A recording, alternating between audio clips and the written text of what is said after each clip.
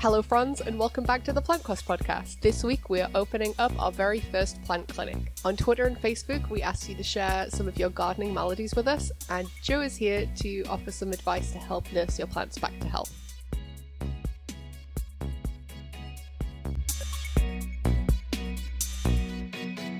Welcome back to the podcast. It hasn't been that long for you guys, but it's been a bit of a while for us.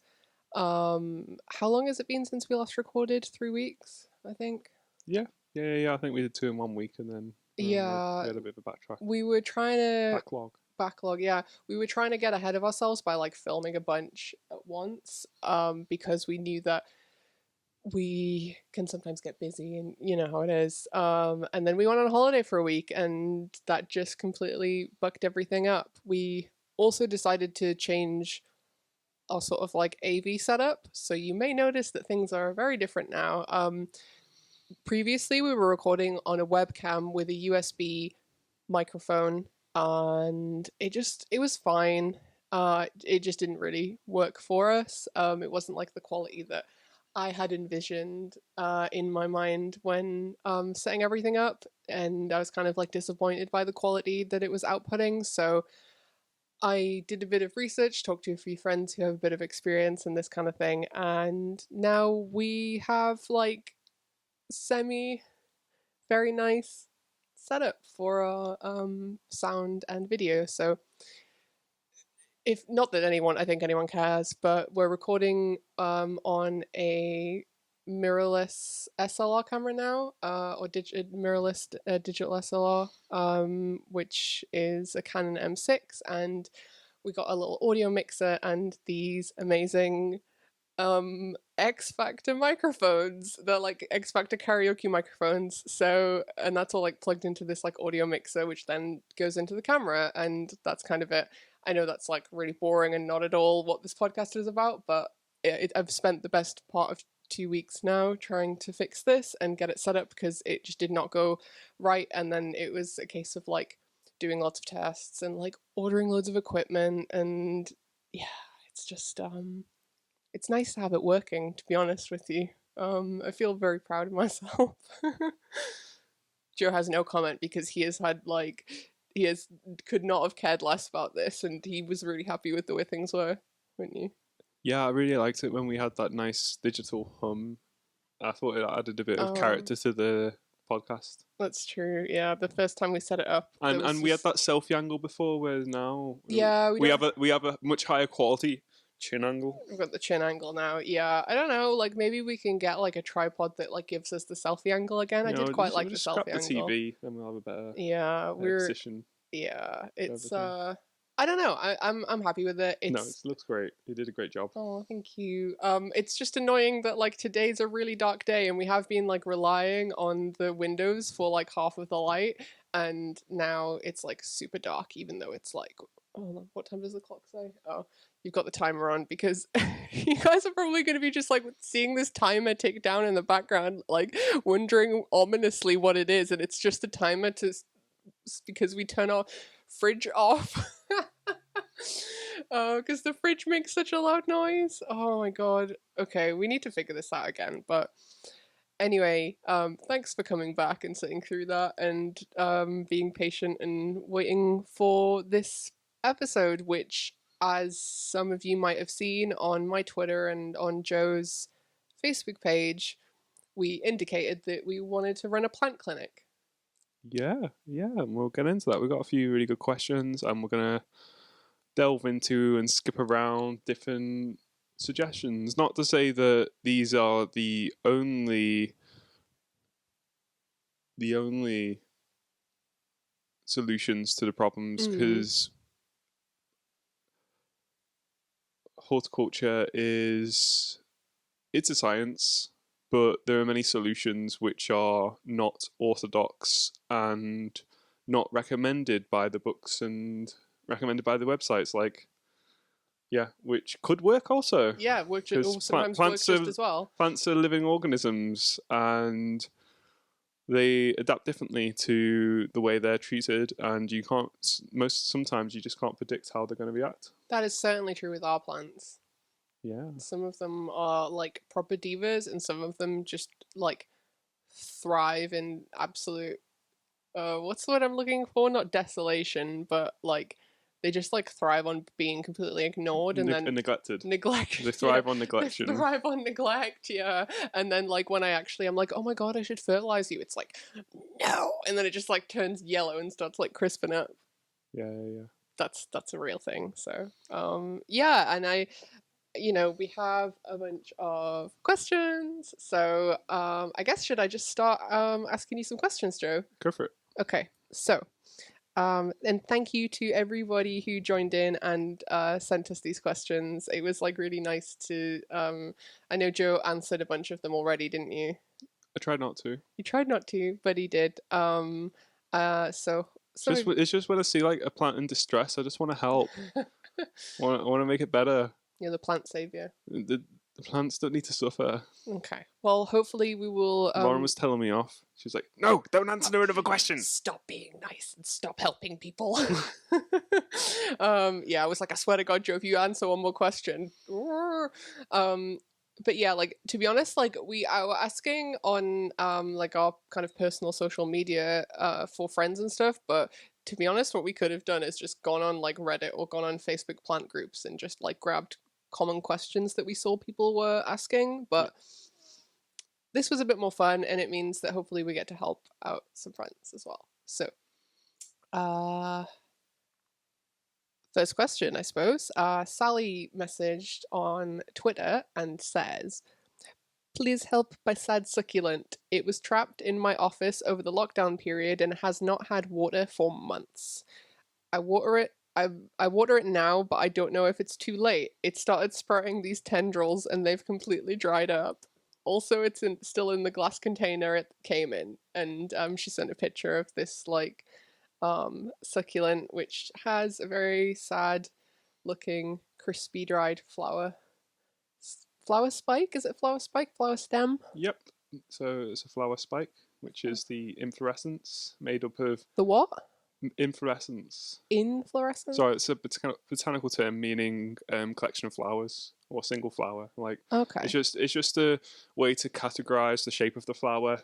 So like if I go, oh, this is a panicle, a fellow botanist to be able to be like, yeah, I know exactly what you mean. I don't need to go, it looks like an umbrella, and you know. So like, that's the interesting thing about us as well, and like one of the kind of points of feedback that I've had from people who've watched so far is like sometimes you just say stuff that is like widely accepted botanical or scientific terminology, which I guess some people in the plant community are familiar with as well, but like normal people don't know.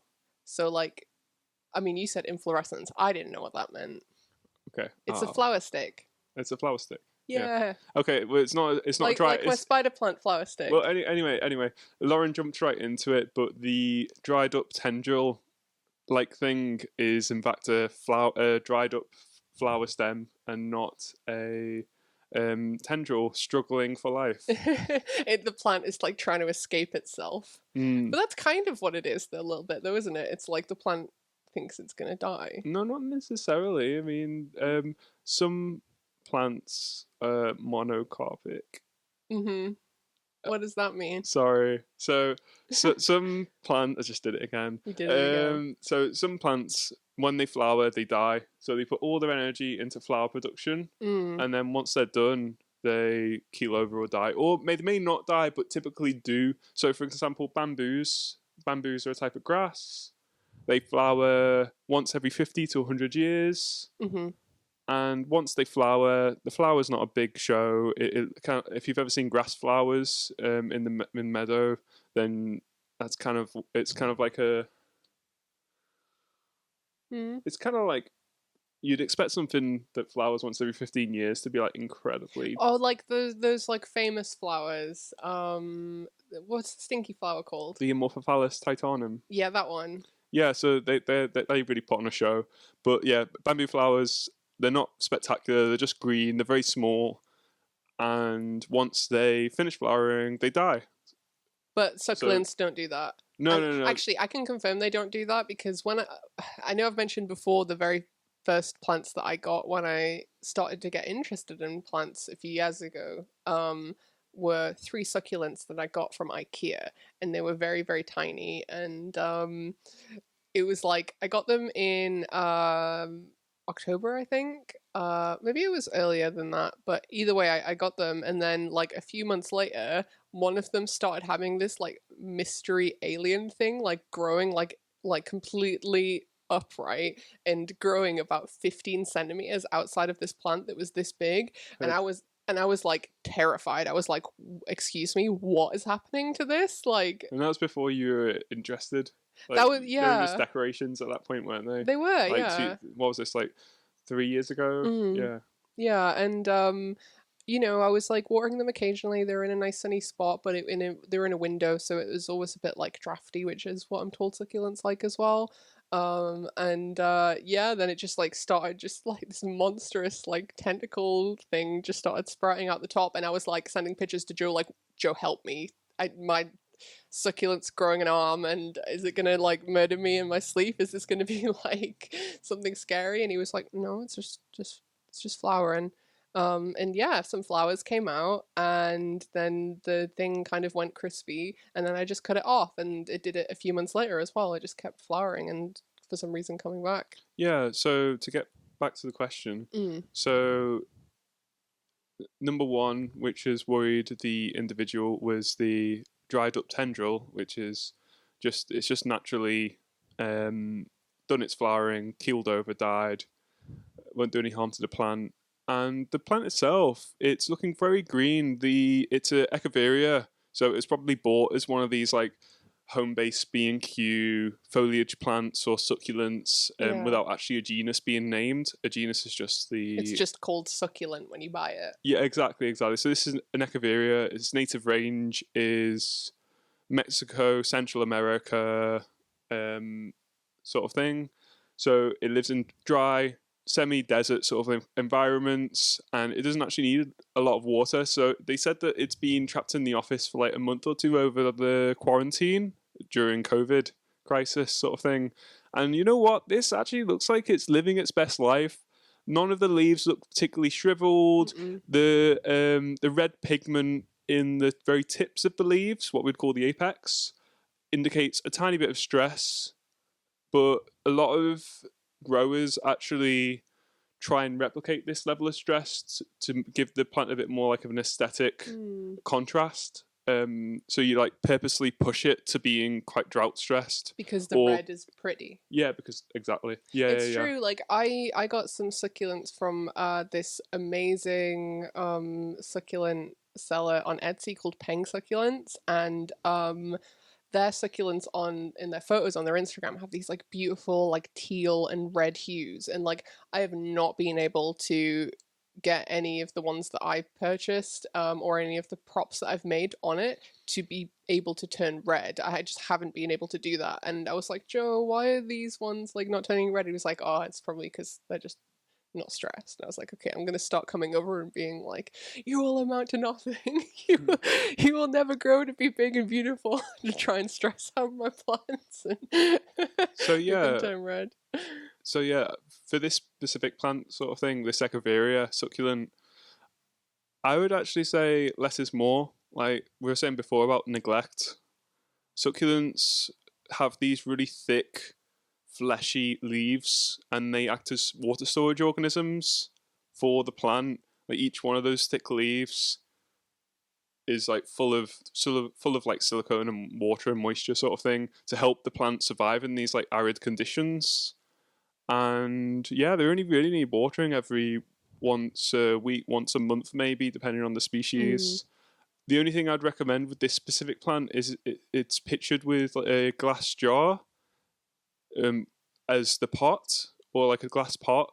Now, I very much doubt that the supermarket this was purchased in actually, it doesn't look like it has any drainage holes. So actually, what I'd recommend, and it looks like it's got like sphagnum moss as the substrate. Sorry, the substrate is just the medium that the plant is potted into, When like it's not soil. when it's not soil. Well, anything Yeah. substrate, it refers to anything. So Yeah. it could be soil, so it could be sphagnum moss, it could be rocks, Bark. bark. Yeah, that's all. It's all substrates. Mm. So what I'd recommend moving forward with this plant is actually take the plant out of the pot with no holes in, because it's much harder to regulate. You've got to be much more skilled in your regulation of water with a plant a plant pot with no holes in than you do with a plant pot with holes in, because water is able to flow freely through the pot. So yeah, first things first, I'd recommend taking it out of the pot and putting it into a pot with a hole in. And the sphagnum moss, I'd remove that and give it a more sort of like free draining medium, because sphagnum moss is very moisture retentive. It locks in and holds in the moisture, which is probably why it survived for 2 months, because there was probably a little pool of water in the bottom of this glass pot, and it just used them reserves to actually keep it alive. Now, if we hadn't had that 2 months of neglect, I hypothesize that You what? You guess. Okay, yeah. Well, Suspect. yeah, okay. Imagine. Yeah, them things. So I bet this would have succumbed to root rot, which is a condition which occurs when the plant is sort of like got too much water. The roots just suffer. Which I imagine would be especially sad for a succulent, which prefers to just be dry. Exactly. So yeah, cool. Whilst there's nothing wrong presently with this plant, I would say the container it's in needs to be changed, sort of thing. So I think, as well as the soil. In summary, your plant looks really healthy, Sally. Yeah, it's living its best life, isn't it? It's living life. What you can do is just trim or pluck out the flower stem with a pair of scissors or secateurs, whatever. And yeah, maybe transfer it to, like, you can get really, really cute clay pots with like nice designs on that have like a little hole in the bottom, which is really good for succulents. And if you get a bit of soil and like mix it in with like rocks and stuff, that would be really good for the succulent, because it's a bit more free draining. Yeah, just going on the pots. One last point on the pots. I feel like because plants are all about interior design, let's face it, sort of thing. They're an integral part of our home, and a lot of us have the pots not only in these, they normally have the plants in these plastic pots, and then to cover up the ugly plastic pots, we have what's called catch pots, which are bigger pots, they're decorative, and they don't have holes in. Like this. So we've got a catch pot here, it's like ribbed white, and inside we've got, on our philodendron, philodendron, a plastic pot. Yeah. A worry with this is because the second pot doesn't have drainage holes. You've got to be oh so careful when you're actually watering to make sure that you don't have a pool of water forming in this pot and therefore killing your plant. So, but like if you've only got one little succulent or even a few little plants, like, and you have them in decorative catch pots, what you can do is just put all your plants in the sink in their plastic pots, water them all, leave them for a few minutes, and then pop them back in the pots for a week or whatever until you next water them. And that's it. In regards to watering as well, don't be scared to water it. Like, just set a schedule once a week, once a month, whatever if it's growing season, if it's in full sunlight, if it's really hot in your apartment or office, it's going to need more water versus like in the winter months it will need almost no water. But when you do water it, fill up the pot with water and let it drain through. Give it a really good water. Don't be like, okay, it just needs a little spritz every 2 months with a mister. Make sure you give it a really good water. It's always good to give it everything a really good water infrequently than it is to give a little spritz or mist. Like, misting the foliage won't help the plant. No, not a succulent anyway. One other thing as well, I think, is like we said at the start, like, it's a succulent. It probably will thrive on neglect. Yeah, you're doing great. It's looking really good. Yeah. Cool. That was a pleasant one to receive. It's like, oh, great. It's got no problems. Okay, so we got the second one from Pez, who sent me this on Twitter, which is, I found all of these tubers when repotting my alocasia. How should I replant and look after them? And what time of year should I plant them? And until then, should I keep them wet or dry? So this is a really interesting question, because from the wording of this tweet, you can tell that the individual really knows their stuff, sort of thing, or rather like normally when these plants are purchased, they're probably most likely 9 times out of 10 purchased in these like Home Depot stores where they're sort of like purchased as foliage plants, green foliage plants, and they don't actually have a name to them. So it won't say alocasia in this example. It will just say, yeah, green foliage plants. So the fact that this individual knows that one, it's an alocasia, and two, that these small spherical growths are actually called tubers, that's all you need to put into Google in order to like get the required information that you sort of like desire. Most of the time with trying to solve plant problems is just about correct diagnosis and getting those correct keywords to input, because if you say round object on my foliage plant, what do I do? It's definitely, if I'd seen that in I was like repotting, I would have been like, what the hell is this? Like, there's some kind of like bug nest. Oh my god, Joe, there's like a bug egg in my plant. Like, do these come attached to the roots or? yeah. Okay. Yeah, so they're offsets from the main plant. It's a vegetative way of it's a vegetative way of propagating. It's like self-propagating the plant itself. So if they were left attached to the root, would they have grown into plants? Yeah, so if you think about the Pilia peperomioides or the Chinese money plant or the Pasadon plant, whatever name you want to give it, that produces offsets all the time. It produces little babies in the pot, and they're attached to the main mother plant, and not through tubers, but just through little like tendril-looking things, sort of things. They're actually called stolons. And yeah, they produce new plants. This is the same, except it's more like a bulb. So if you think of like a daffodil bulb, I almost went narcissi. So if you think of a daffodil bulb, it's just like that sort of thing. Like So- if by some like consequence in nature those two got separated. Isn't alocasia the only type of like houseplant that does this, or would a monstera do this, or like I don't know what else we've got, like a pothos or something? Yeah, so not every plant is going to produce these tubers, and it's not, if you cut up a bit of root, it's not necessarily going to have the potential to produce a new plant from that root either. So you've got to be specific in your research when you're actually looking at the plant that you're looking to propagate. But yeah, it's just you've got to assess it case by case basis. Cool. How so when should they be planted? Can they be planted anytime? Right. Well, first off, you have to, before you plant them, you have to assess the health of the tubers, and normally it's done by the size of them. So the bigger so like let's just call them bulbs because they look like bulbs. The bigger the bulb, the more likely it is to produce a plant faster, sort of thing. So if you've got a nice sort of like golf ball shaped bulb, that's going to have a lot of energy stored within it to be able to like release and produce new material from it very quickly, versus a really tiny bulb or tuber will need time to sort of like be attached to the mother plant to build up those reserves of energy before it can actually produce new growth from it, sort of thing. So yeah, first you assess the size of them and whether or not it's even worth separating them from the mother plant itself when you're doing a repotting job. And two, you'd assess as to whether they are good to actually go, sort of thing. So you want to make sure that they're firm, they're not squishy, and they're not brown or sticky. Like, you want to make sure they're nice and firm, because that means that it's really healthy.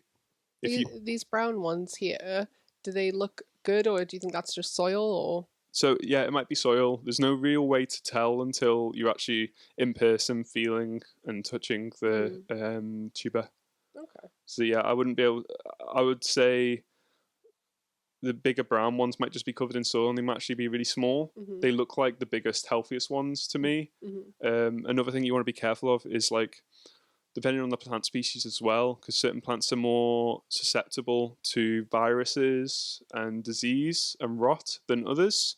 Make sure you always use clean cutting tools, so like you can sterilize them with a bit of alcohol or a bit of bleach or something, Dettol, household products. But yeah, if you can do that between cuts, then that will mean your best chance of survival for your new tubers. As in regards to the last thing you mentioned, or rather the first thing you mentioned in regards to what time of year to do it, within the growing season. So you do not want to be planting these guys in the depths of winter where there's not a lot of sunlight, there's not a lot of warmth. You What about a can. grow light? Would So that yeah, help? I'm just saying generally because not every we are we have quite a lot of plants. We have maybe let's say 40 plants. Do we? Well, okay, yeah, maybe. We've got more than 50 or 60 vegetable, like ornamental plants outside in our patio, and then we've got the house plants, which equate to about 40 as well, I think, or 30. Anyway, that's beside the point. We have that level of plants, and we don't have grow lights. It's only the really avid, really Hardcore. hardcore growers which are actually going to invest into grow lights or Am I like right, growers? Sorry. So yeah, grow lights are a tricky subject, but the crux of it is like you need to be aware of the spectrum within the light that you're purchasing.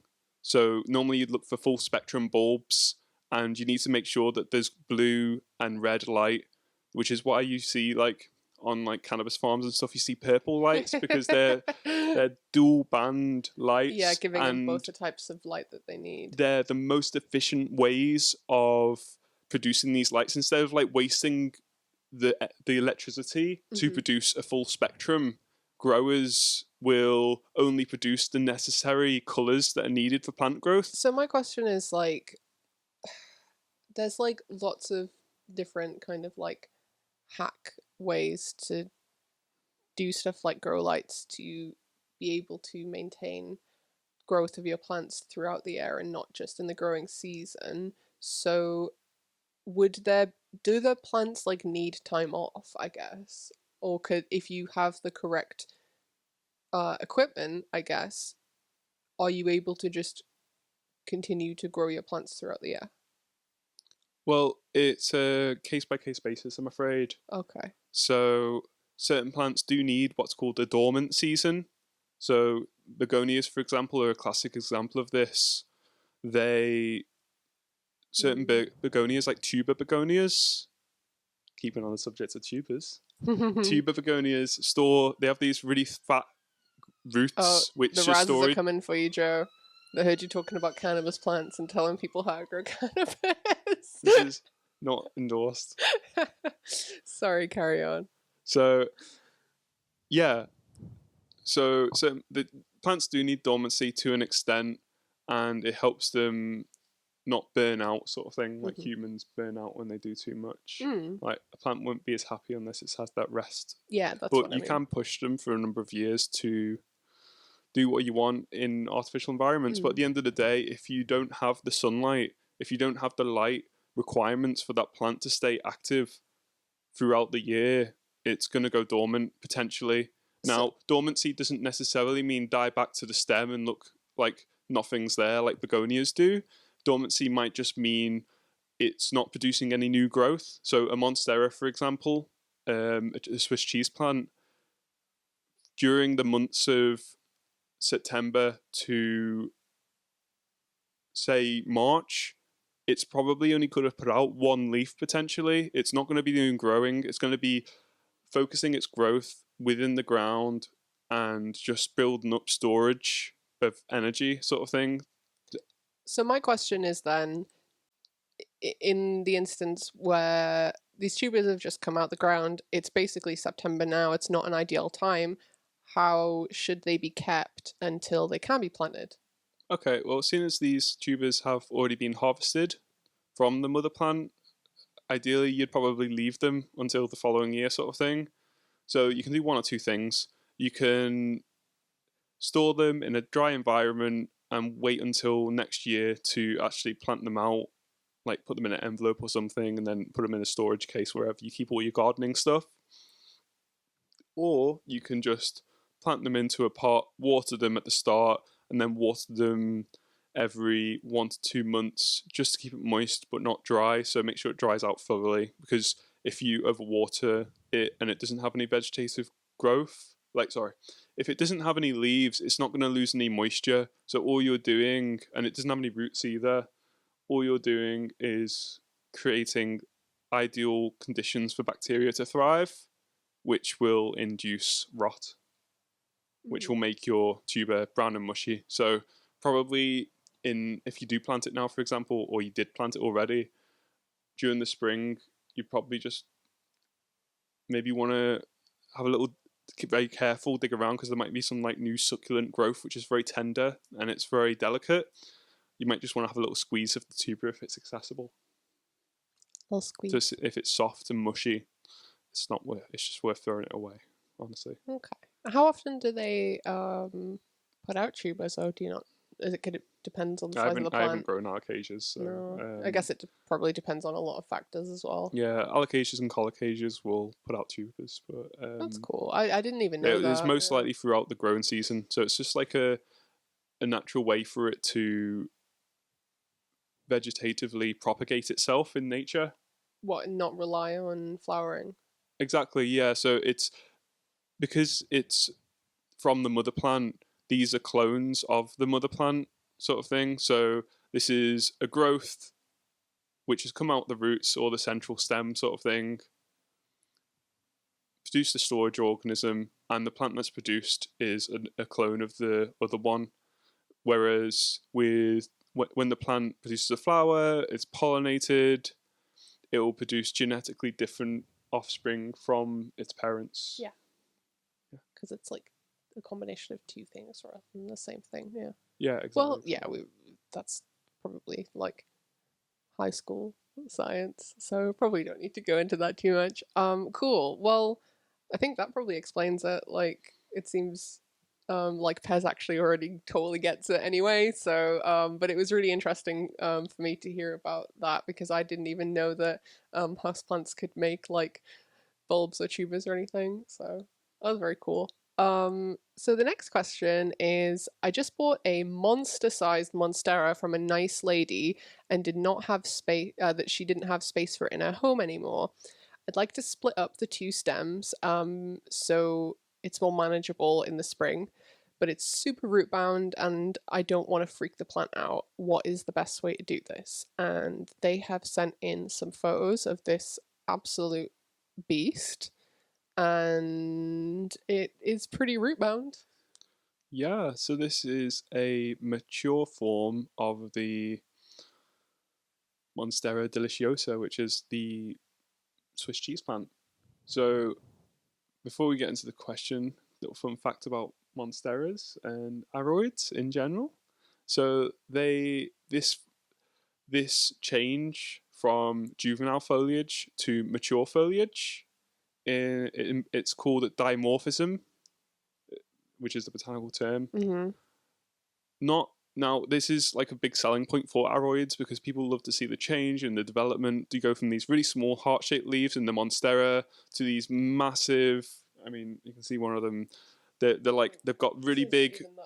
They've got really big cuts in the leaves, and they're very aesthetic. And as they grow older, they get more cuts in the leaves. The cuts get deeper, and then they get holes in the center of the leaf as well, which apparently is an adaptive evolutionary process to deal with the high winds in these environments in which they come from, sort of thing. These, where they suffer from monsoons and El Nino and El Nina and all that sort of thing. So they'll get like, so the holes in the leaves actually make it so that they're the wind can pass through it. Exactly, yeah, and it's also in response to herbivory as well.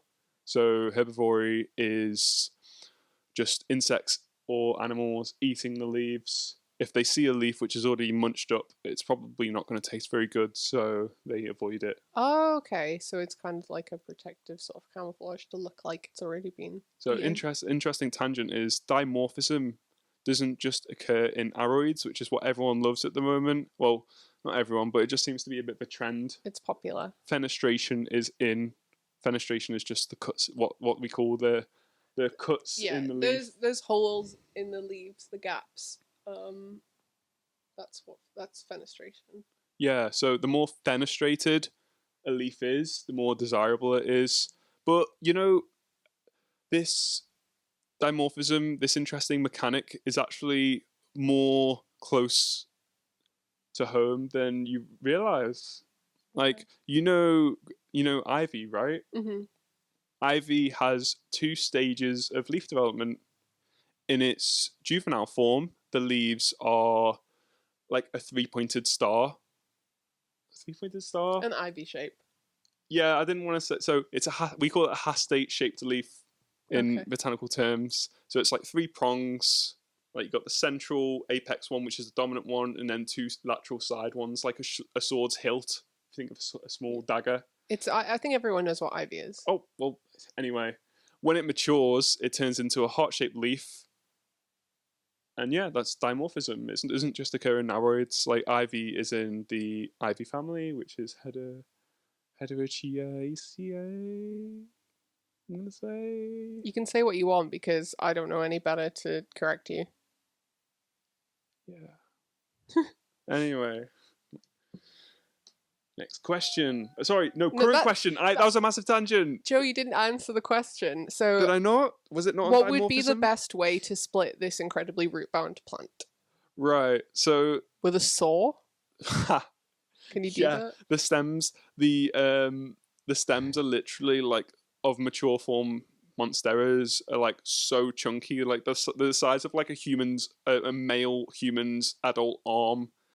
So could you separate this with a saw? Like, could you just saw straight through the middle of all the roots? Would that kill it? Or Well, it this is a Monstera deliciosa, and it looks incredibly healthy. If this was a variegated form of Monstera deliciosa, I'm not going to go too much into it, but basically they have white cells in the leaves which don't photosynthesize, which is how the plant gets its energy, and this means that they're slower growing. So different requirements will be needed for different plants. But in this case, because it's like a full green leaf, they're very healthy, they're very big leaves. It's going to recover very quickly from any kind of damage that you're going to do to it because it's got like those storage it's got really big stems which it can suck energy from in a crisis. So you can cut this plant almost anywhere. You can make a one node cutting, you can make a two node cutting, a three node cutting. Nodes are just the growth points from which the leaves come from. So you want to make sure you've got at least one node, which on a mature form is probably going to be about 15 centimeters. Obviously, if you want to make a nice plant, what you could do is you could take 3 one node cuttings and put them in one pot. And honestly, I wouldn't bother. Like we've seen, this one's incredibly root bound. Is there To get it's probably planted in a 30-liter pot. To go to the size in which a plant of that size would require in your home would probably require like a 100-liter pot, which is going to be about the size of, I don't know, like a sumo. Like it's going to be pretty big. It's going to have a pretty big impact and footprint in your home. So your suggestion to continue the healthy growth of this huge plant is to maybe split up the leaves and use the nodes to kind of like replant them without this giant root system. Exactly. So it's got a really unmanageable, really giant root system. I would have none of that. What I'd do is you can either do one node cuttings and do like 3 or 4, plant them in a pot, or you could just take like a 3 or 4 node cutting and you'd have whatever new growth stems off this mature stem is going to be mature also, in all likelihood. It's not going to go back to being juvenile. Yeah, it's not going to go back to being juvenile in theory. In theory. There might be a freak accident. I don't know. Yeah. But yeah. Sometimes they get shock leaves, which are a little smaller, don't they? Yeah. It might, the resulting foliage, the resulting leaves that are produced might be much smaller than the ones that are presently there. But it'll get there. It'll get there, yeah. But yeah, basically, it makes a much nicer, much more manageable plant if it's just like 3 or 4 leaves, and then every time it grows to like 6 leaves or 7 leaves, cut it back and start again from the newest point of the growth. Because if it's already got like a new growing point, it's going to be much faster to produce roots and a new leaf than it is if you cut it off from the base. And try and like maintain that But you existing could root do system. it's such a strong, healthy plant that you could do it that way. And honestly, the most important thing that I'm trying to get across here is don't be afraid of cutting back a plant. Like not everyone has a beautiful 30-year-old mature form monstera, but it can handle it. You know what? Like I see so many posts of family members who like have these like gigantic plants which they've kept for like 20 to 30 years in their houses, and they're too scared to prune it to actually make it a much more manageable size in the homes. Like, don't be bullied by your plants, people. I mean, I'm bullied by this plant. I'm intimidated. This plant is bullying me. So plant bullying. Yeah. So Phoebe had a load of Were you other cyberbullied by this plant? I was cyberbullied by this plant, by the way. I just want to let you know. So yeah, Phoebe had some really other good questions. So they also asked, what's up with succulent leaves turning yellow? Is it too much water or not enough water? Yeah, so yes. Yeah. So yellow leaves can mean any number of things. It depends where on the plant these yellow leaves are occurring as to how worried you should be. So if your yellow leaves are turning up and they're in the very center of the plant or the very top of the plant, what I'm trying to say is if it's the fresh new leaves that are producing this like abnormal coloration, you should probably be worried that the problem is a bit bigger than can be rectified by changing watering. In like changing something on the short term sort of thing. It requires much more careful care if it's on the new growth. Okay. Whereas what Phoebe describes is yellowing leaves on the bottom of the plant, which normally plants will drop their lower leaves if conditions aren't correct for them as like a defense mechanism, because they can support a certain number of leaves and it's just natural for them to, like trees in winter, you know, in the outdoors, they drop all their leaves. And even with conifers, with the what we call evergreen trees,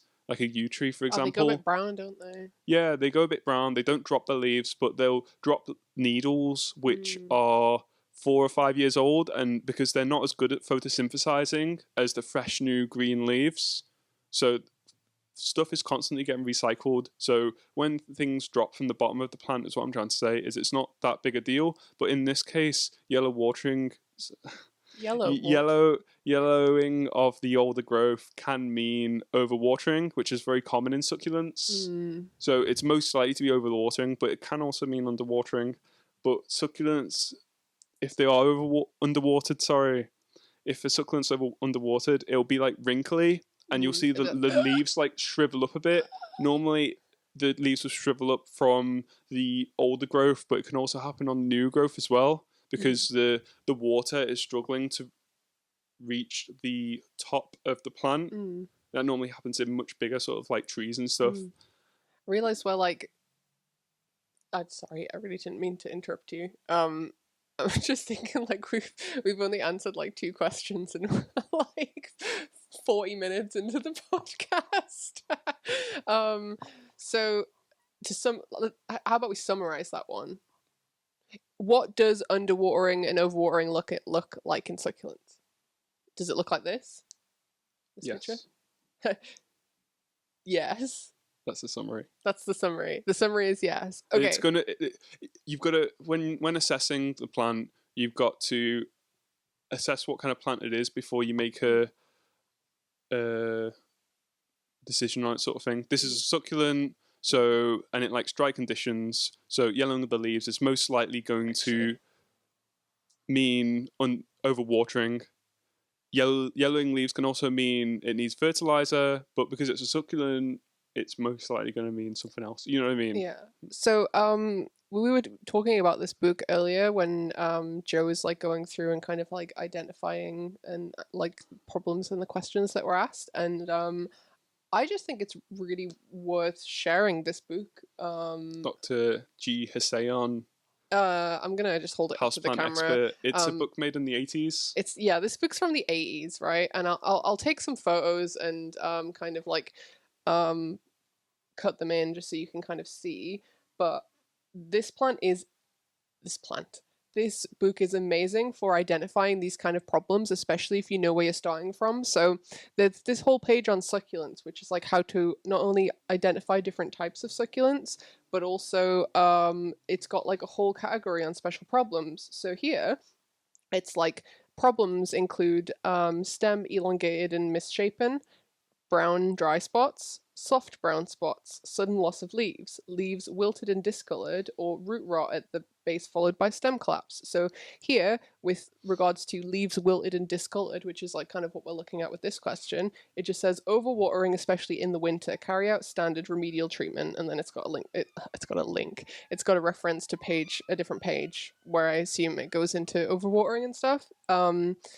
This is like when Joe like introduced me to this book, I was like, oh my god, now I know all your secrets, because like it has so many good references for like, and the illustrations are really nice the illustrations as are well. so clear. I feel like sometimes when you want to research a problem with plants, you just have to read like a whole essay or a blog post, and because the net is what it is, it's got like everything and nothing. Yeah, and you can get quite misleading things as well on there. especially when it comes to a lot of like online forums, like Reddit or Facebook groups. We've seen in our time joining Facebook groups the amount of misinformation people have just because they experienced one thing and then they offer kind of like what turns out to be misinformation to other people experiencing what sounds like a similar problem but isn't. Yeah, because there's so many different variables in play. Like they might have really good sunlight, really great soil. I'm not going to go into it because I will spend another 30 minutes on it. But yeah, this book is like really, really good, and it says £1.95. I feel like this book did not cost £1. Maybe this book cost £1.95 in the 80s when it came out. Oh, I bought it for like £4 on eBay. Well, there we go. But yeah, so this is the Houseplant Expert, an edition. It's like an illustrated edition of like houseplants and stuff, and oh my goodness, it's so good. Like I'll chop in some screenshots of the different pages and things. There's no question that goes unanswered in this book, and it's a really good resource when you're kind of like confused and overwhelmed by the amount of information available online.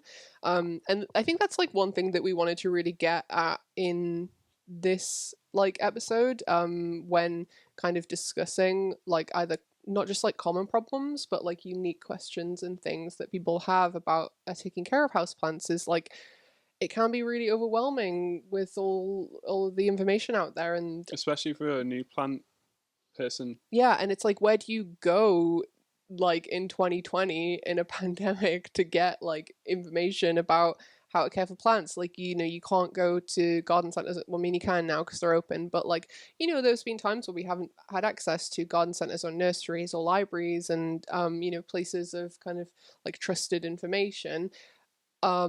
Academia and research online can be very can be behind a lot of barriers as well and hard to access. There's and a lot of paywalls with journals, especially if you want to research variegation. And from like my experience, and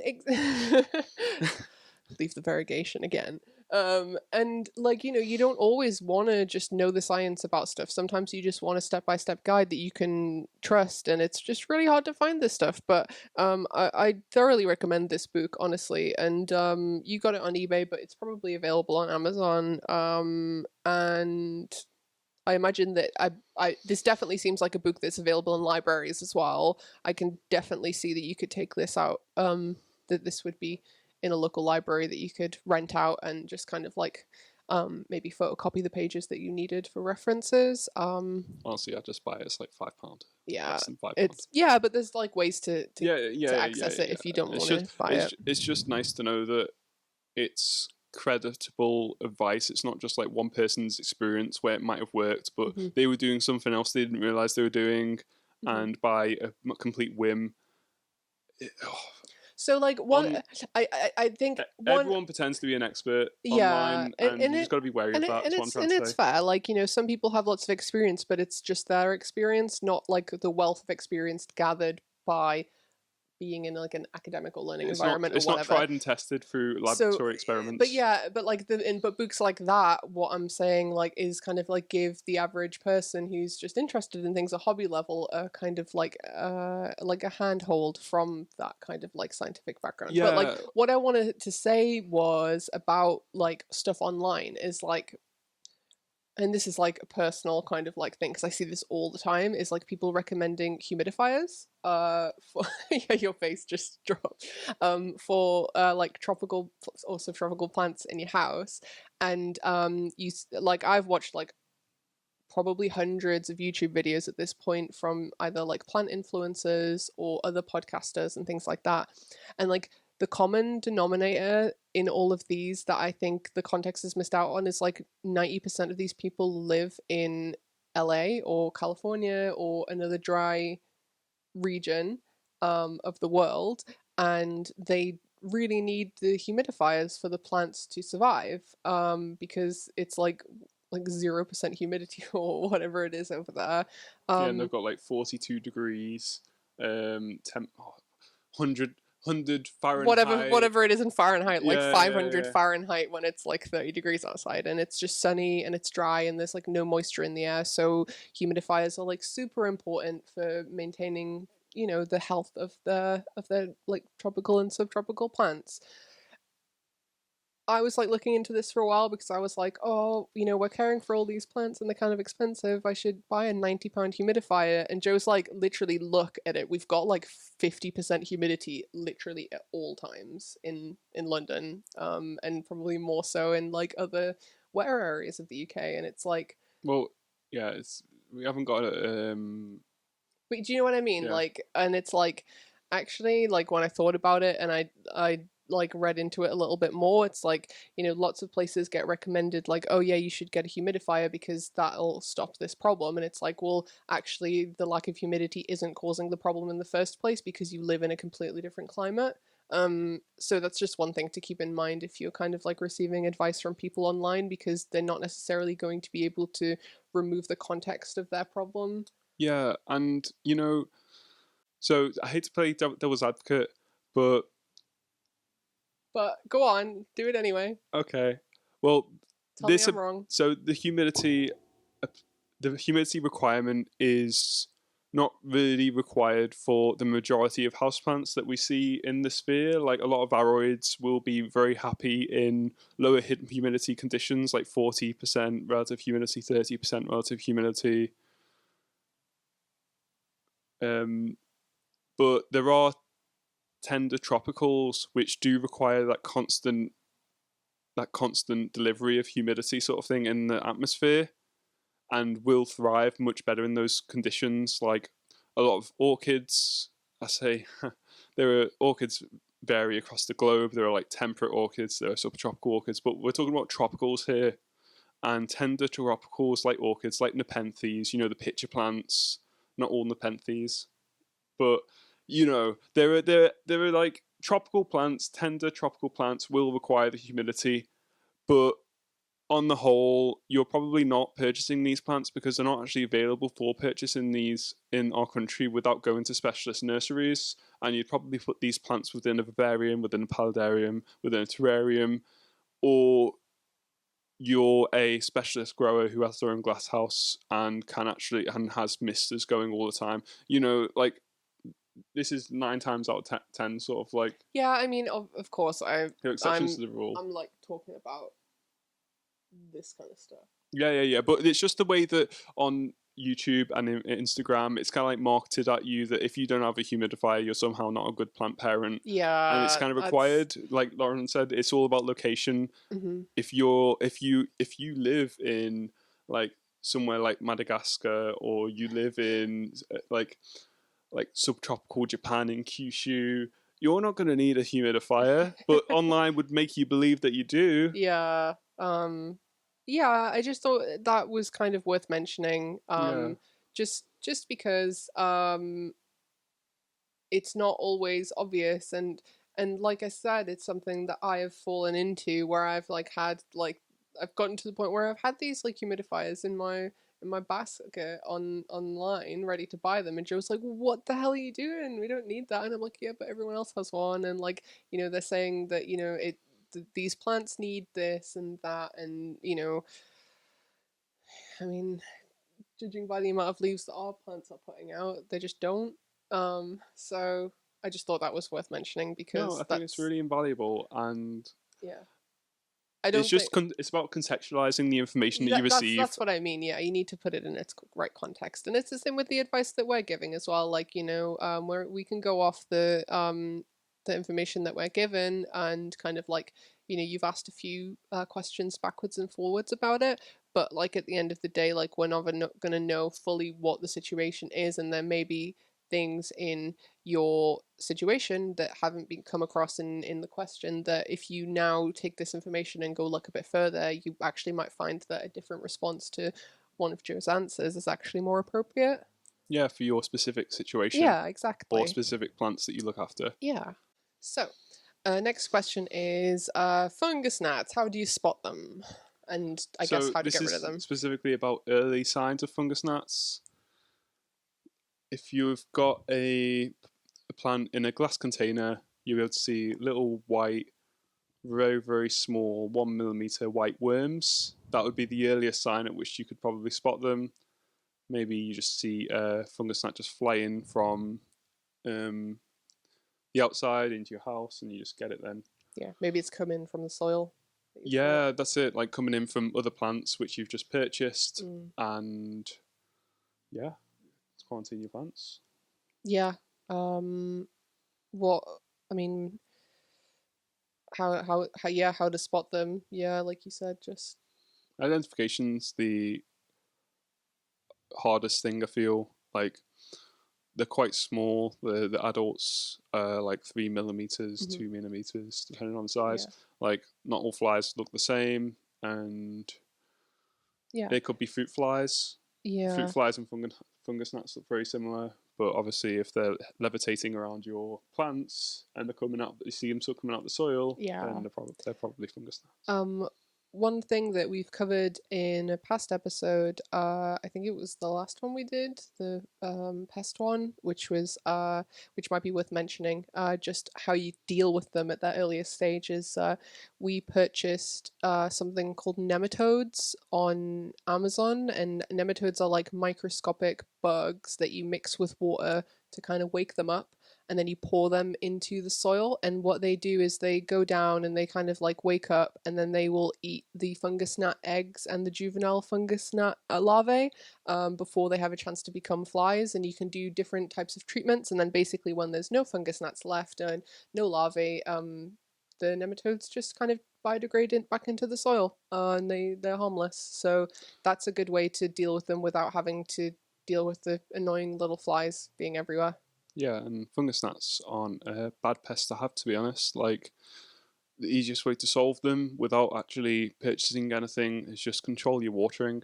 They don't Eat, like dry eat, they conditions. don't like dry conditions. The larvae thrive off humid soil, so reduce your watering. And if you're struggling with watering, purchase a humidity meter, which is like 20, £30, and that'll tell you exactly how dry your soil is before you do your next watering. Mm. Obviously, it's case specific, so some plants don't like to dry out completely, so Mm-hmm. you need to do your research. But whole and whole, it's an easy way to water. Yeah. But yeah, reduce watering, solve the problem.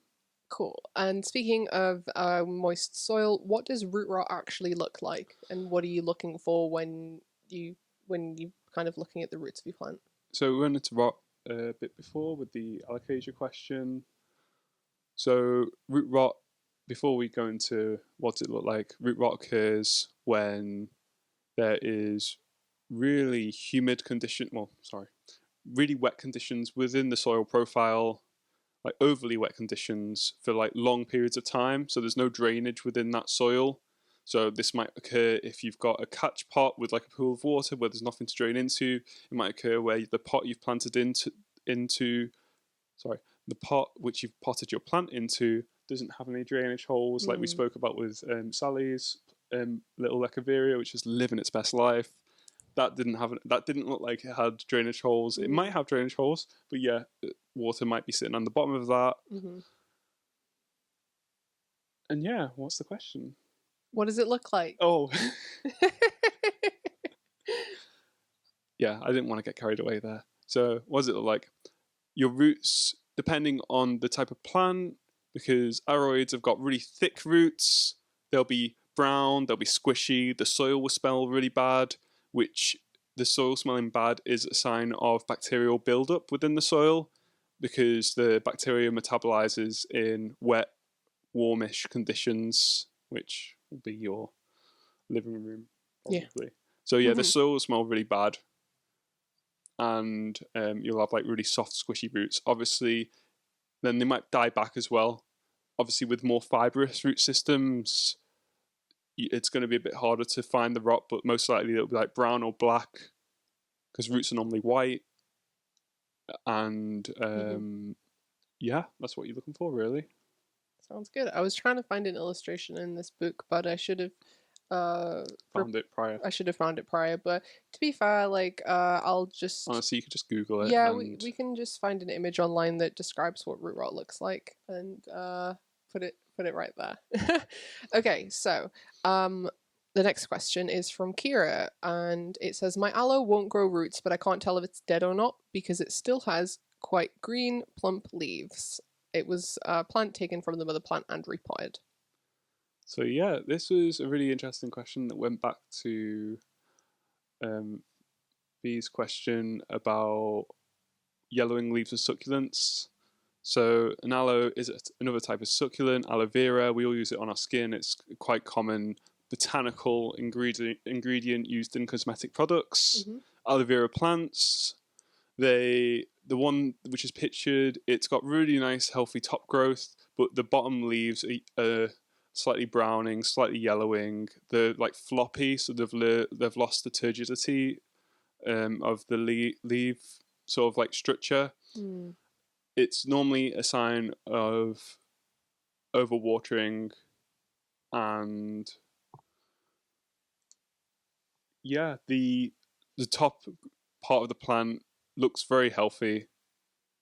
If it's really, it's difficult to say because I'm seeing like the complete plant sort of thing up close. Actually, it might actually be really wrinkled, and because it's lost all the moisture in those bottom leaves, it might be actually underwatering in this case.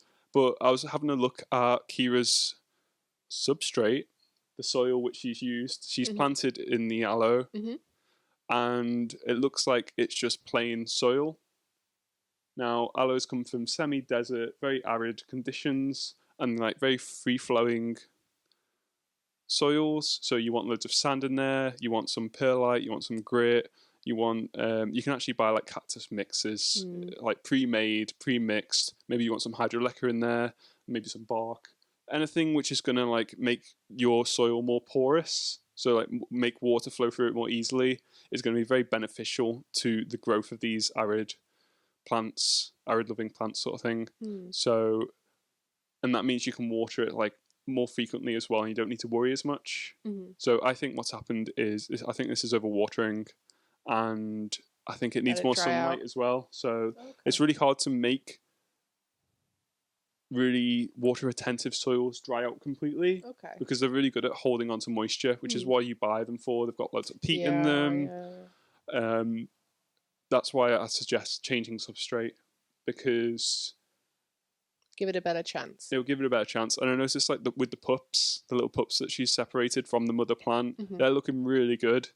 But again, they're in black, dark, black, sort of like humus rich. Like it looks a bit peaty. It's soil. Yeah, its soil, and you've not utilized the entirety of the pot. You mentioned, so like it's always good to utilize as much of the pot as possible. Right to the top of the pot, yeah. But saying that, I mean, they're quite small plants, so maybe just filling it up a tiny bit is actually more appropriate for the size of the plant. Better just use a smaller pot, in my opinion. But if you don't have that, then I think that's a really good sort of like quick fix. But it doesn't look as aesthetic, and because it's so low down in the pot, it's not going to get as much sunlight. It's going to be shaded a lot, sort of thing. I see, yeah. So closer to a window, and yeah, they love a lot of light.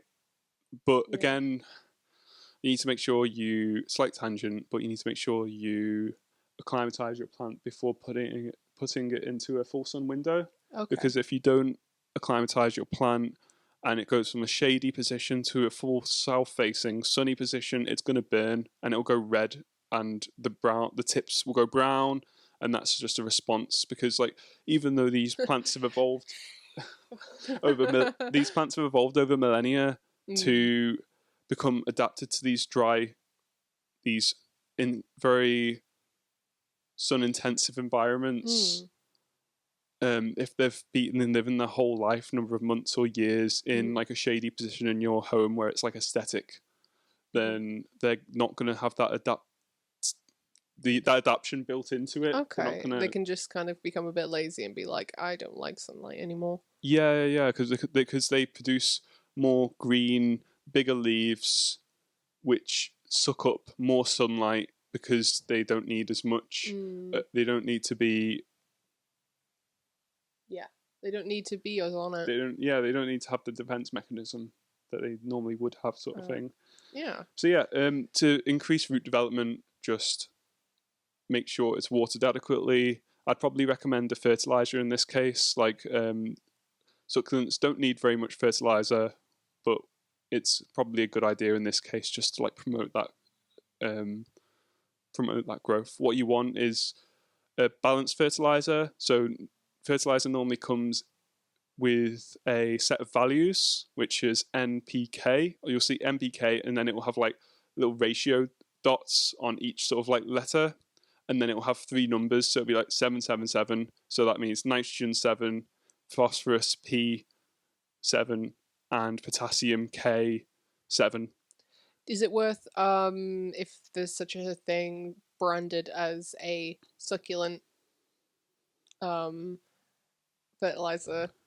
Yeah, there isn't really a succulent fertilizer, but there is. I think you'd be surprised what's out there right now. Yeah, I guess if you Googled it, I'm sure you'd come up. There's typically, very commonly, easy to purchase fertilizers are orchid fertilizers because they're very weak.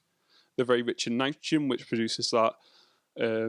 Nitrogen is responsible for vegetative growth, that nice leafy production of growth. So, and then you've got, normally you see tomato feed. The tomato feed is rich in phosphorus, which produces fruit growth. It's the nutrient that the plants need to produce really healthy, really big fruits. And then you've got potassium, which is responsible for root growth. Wonderful. So NPK, roots, shoots, and fruits. Shoots and fruits. I like that. Yeah. Cool. So yeah, I'd recommend a bit of fertilizer. Awesome. And it'll be good for all your other plants as well. We normally fertilize once every month, once every week in growing season. Obviously in the winter you don't do it at all. Cool. So the very last question that we have for today's plant clinic is that Charlotte has asked, one of my plants has a ridiculous amount of mildew on it, and I'm unsure what to do about it. Well, so powdery mildew is a fungal infection which occurs on the leaves of the plants, normally on the topmost side of the leaves. It's like a cloudy white powder. Looks like a dust. A dust, yeah. It normally affects plants which are. It predominantly happens outside. It'll happen on your veg. Yeah, I will say, like, just for clarification, I believe this question is referring to garden plants, like outdoor plants. Yeah, but in rare cases it can occur indoors as well. Yeah, we had powdery mildew on my peas, my sweet peas, my garden peas, and my courgettes as well. Yeah, so it can be a bit of a problem. there are different strains of powdery mildew which affect different types of vegetables, and they can transfer to houseplants as well. If you're misting your leaves regularly, trying to keep up the humidity, Mm-mm. fungal pathogens can develop and thrive within the home environment because there's no air movement, Right, which okay. is one of the things that proliferates this kind of problem.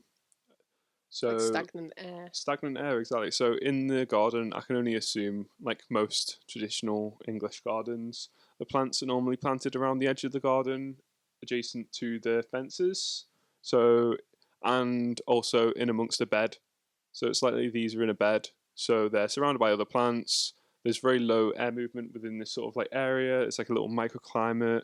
Mm. And powdery mildew, it might even be in a container. If it is, then powdery mildew is like a fungal pathogen of opportunity. So Mm. it'll attack those which are. It develops in moist conditions, but ironically, it attacks drought-prone plants. So if there's like Dry periods, plants. sorry, Dry plants.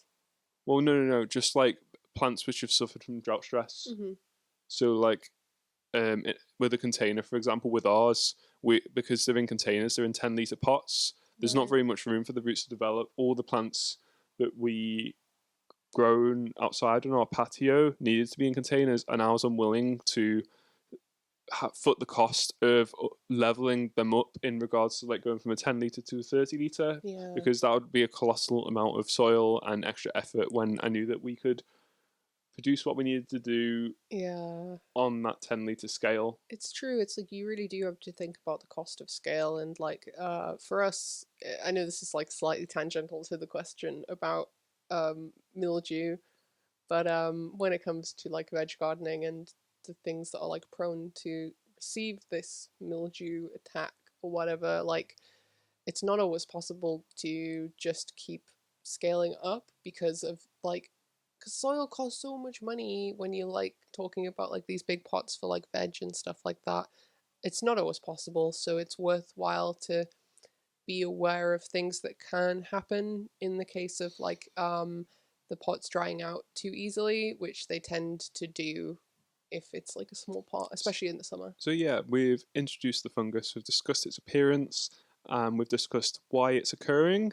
So now to go on to the solutions. Mm. So you can adopt like a chemical or a physical control on this. So the most easy to sort of like Implement. implement is exactly the word I was looking for. Mm. The most easy thing to implement is to just prune. So you can, if you've got a container pot and that's got powdery mildew, move it into like a more aerated position sort of thing where there's more air movement. Obviously, if it's a really big plant, you might want to stake it so it doesn't get too bashed about in the wind. The second thing you can do if it is actually in the ground is first assess as to whether the plant's actually worth keeping. Mm-hmm. If it's just one plant and you've got a ton, like which is really badly affected, and you've got a ton of other vegetables very closely planted within and like touching this plant, Yeah. honestly, if the plant's not doing too well, it's not producing any fruit, and it's very stunted in growth because of this attack, it's actually sometimes worth considering the value of the plant itself. And if it doesn't have great amount of value and it's not produced because it's from seed and you've got 10 other plants of the same type which are doing well, just get rid of it. Get it So out. that's first solution, Mm. quite dramatic. Second solution is to, slightly harder, is to prune out and increase the amount of air around the plant. Mm. So Just like trim some leaves to trim thin some it out. surrounding bushes or Mm. whatever is around it. You could replant it. That would stunt growth temporarily. So if you replanted it into a different position, dug it up, it would like damage the roots and mean that it'll be a bit slow to regenerate because it'll focus on regenerating its damaged areas first. Yeah. So and thirdly, which might be the easiest to implement, but obviously it has a cost attached to it because of its ease, is to start a regime of antifungal sprays. Could you buy them in just like a normal shop? Yeah. I mean, I'm not going to go into specific products sort of thing, but in any sort of like Home Depot store, like Can you buy it on Homebase. Amazon? Yeah. Homebase, Just Amazon. Google antifungal spray for plants. Yeah. Because you don't want to get like athlete's foot spray. Would that work? No, No. I mean it. There's so many different types of Yeah, funguses, that's fair. and they each combat different strains. So I don't think it would be appropriate, and there's no sort of like testing as to what effect this will have on your plants, even if it did work. So it might burn the foliage in which it's applied to, Oh my gosh, yeah, because that's it's a not good point. tested. It's Yeah. the same story as we mentioned before with the neem oil. You don't really want to be applying, like, Dettol is an antibacterial, antifungal. It will get rid of any pathogens in the air in your home, on surfaces, but you don't exactly want to be spraying antibacterial Dettol onto your plants, because the most likely result of doing that is the plant's going to react badly. It's like spraying it on your skin, isn't it? It's not good for your skin. Yeah, it's an irritant. Yeah. It'll cause a rash, so it's likely to do the same on the plants. Although you might have some success, obviously the risk is in your court. Yeah, it's like what you said before, though. Like, if you know what the problem is, that's like, I was gonna say that's like half the battle, but really that's like probably 2/3 of the battle, maybe 3/4 of the battle. Yeah. Because like, if you know that it's powdery mildew, that's the search term that you need to look up in any books or any if you're looking on YouTube, or if you're looking in like plant journals or Google, to see what is recommended to get rid of that. And there'll be lots of people who are far more familiar with this stuff than we are that can offer solutions. Yeah, the Royal Horticultural Society has great articles on a whole range of insect, fungal pathogens, and like treatments. They don't specifically go into products, but they give a really thorough and well researched, well educated response to most of these problems. As long as you can get the right search terms into Google, it will come up. If you just type RHS mildew, there's a really great article on it actually. But yeah, I think cultural would be pretty appropriate in my opinion. I'd probably just throw the plant. Sling it out. That's what we did with our peas. We just had to. Yeah, the peas did really well. Basically, they fruited. They produced like a whole sort of like a dinner and a half of peas for us. Maybe 2 dinners. Yeah. So that's between us, so like 4 meals worth of peas. Yeah, it was really good. And then like I pruned them all off, and they just weren't as vigorous after that. They put all their energy into fruit growth, even with fertilizer, and then they just succumbed to powdery mildew. Yeah. So that was I think that we're gonna do like a first year veg gardening roundup podcast episode, just where we kind of like talk about our journey of starting a garden for the first time, and go from like start to finish, especially since it's like coming up to autumn now. But yeah, like I think that there are definitely ways that we could have increased the yield on our peas, but we can go into that another time. It was just sad that I think partly our inexperience got the best of us when the mildew the mildew attacked, and we just kind of like left them to die. Yeah, it wasn't worth the effort really. It wasn't worth the effort at that point. But yeah, knowing that that it is powdery mildew is like half the fight, and like Joe says, you can just yeah, the only thing I'd recommend against is like a lot of websites in regards to powdery mildew recommend a chemical. It's like a insecticidal soap, but it's kind of like a catch-all product which is recommended for everything. It's called SB Invigorator. So it's like a soapy compound, and not only does it kills bugs, doesn't it? Yeah, it kills bugs. It's got some kind of chemical in there to kill bugs. It's non-hazardous. It's like natural. It's like the essential of using like very washing up liquid. Yeah. Except it's actually well tested, and it's got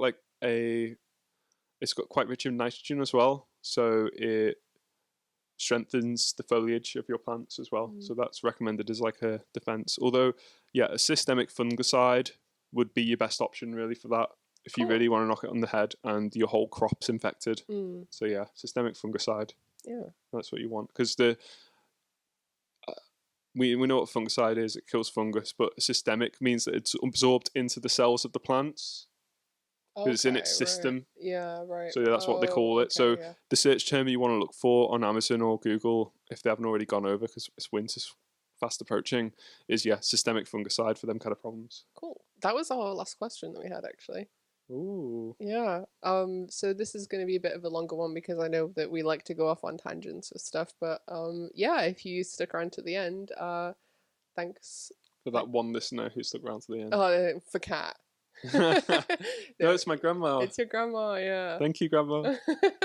um yeah, so I hope that was helpful, and again, like, if anyone listening has any questions or like comments and stuff, like if you leave them below, we'll probably run another plant clinic, and I kind of have some ideas about how to make the plant clinic a bit more fun next time by like maybe, I don't know, do we want to like go on the internet and find like silliest plant questions, or like That's a really good crazy idea. crazy plant questions? I don't I was going know. to say, well, you're not having fun. Was I not have Is this not fun? Was this not fun? Are we not amused? um yeah, and I hope the setup has been interesting. So if anyone was actually like watching and not just listening, you may have noticed there's quite a lot of cuts in this, and we've got a lot to learn, like battery times for one, um, and also that the camera only records for 30 minutes at a time before shutting off, which is fine. We can manage that. I don't think that's a big deal. If anything, that makes it a little easier to manage the file sizes, whereas like previously, then again, the file sizes are a lot bigger now because we're recording at a lot higher quality. I'm kind of going off on a random Anyway, tangent now. I hope the quality was good. I hope that it looked better and it sounded better. And yeah, thanks for sticking around. thank you for sticking And around. we'll see you next time. Yeah, we'll see you next time. Bye bye. Bye.